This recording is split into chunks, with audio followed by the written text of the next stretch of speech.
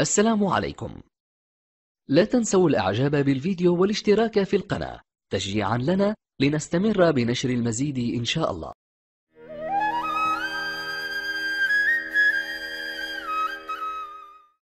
Sadhguru, I wanted to know that when we are silent, still we feel that mind chattery, which always bothers us, and our thought always shifts back to past and future imaginations, which will not be any of output. How to get rid of it? A whole lot of thought about this thoughtlessness. Thoughtlessness, no mind, these kinds of terms have been propagated all over the place, and these terms have been badly misunderstood and made into all kinds of things, and people are striving how to stop my mind. It took millions of years of evolution to get a mind of this kind of capability, isn't it?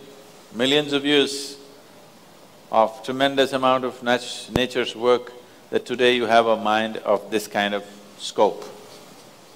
And now you want to stop it. Why is it that you want to stop it? If your mind was constantly producing absolute pleasantness for you, would you think how to stop this mind? Would you? No. It's producing a lot of unpleasantness. That's why you're thinking of how to stop the mind. This is the first thing, wherever you go in the world, this has gone so much into people's mind. If you tell them you meditate, they say, "But Sadhguru, I'm not able to stop my mind." I said, that will happen only after you stop your kidneys, liver, heart. You stop all these things, then the mind will also stop. Do you want it to stop? No. Then why do you want the mind to stop? Why do you have such a horrible prejudice against the mind? You don't mind if your heart is beating, you can meditate. You don't mind if your liver is working, you can meditate. Your kidneys are functioning, you can meditate. If your brain functions, you can't meditate, what is the problem? You seem to have something against intelligence, isn't it? This is the conspiracy of the stupid against human intelligence, that to meditate means your brain must be frozen. No. You don't have to freeze your brain. We were looking at this yesterday itself. We will initiate you into Shambhavi. It's a simple process. There are many ways to do it. This is one simple way. But it's a powerful process. If you sit here, you will see your body is here, your mind is somewhere, who you are is somewhere else. Once there is a space between you and the mind, then what the mind is not doing, what the mind is doing is not even an issue. It is like you're stuck in the traffic jam. You're struggling through the traffic. That's one experience.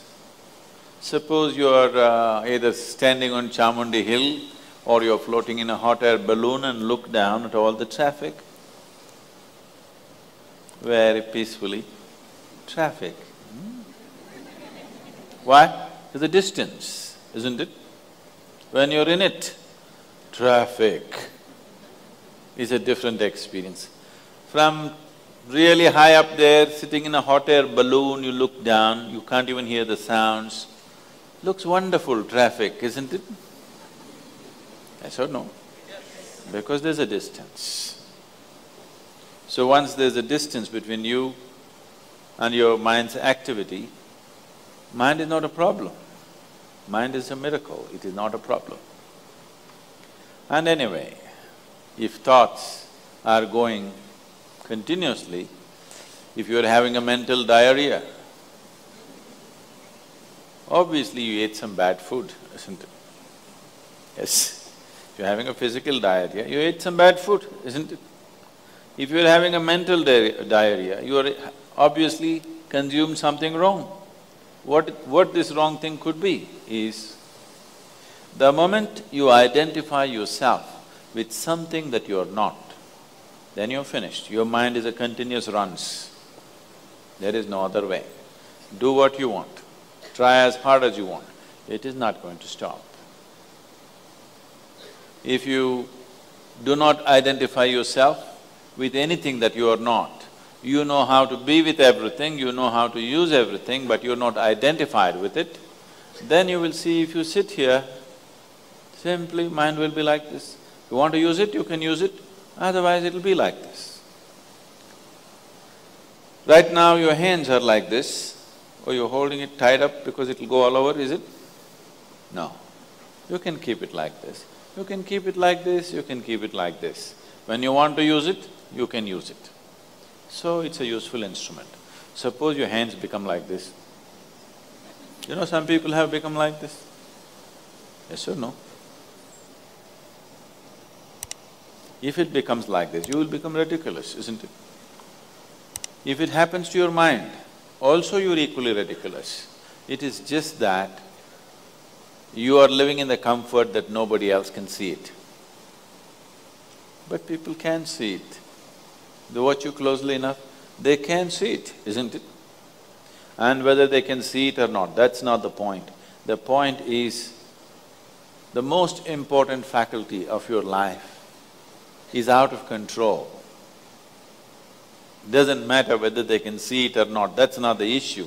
The issue is, the most important faculty in your life is out of control, doing its own rubbish all the time, not doing what you want it to do.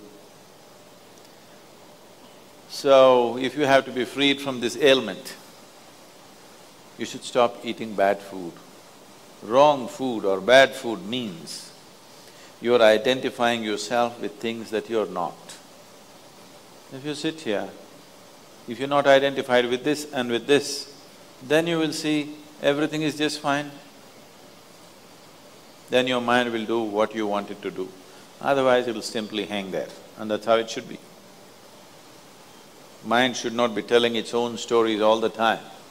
It should tell the story that you want it to tell, isn't it? Otherwise, it's quite a nuisance. إن أعجبك الفيديو لا تنسى الإعجاب والاشتراك في القناة.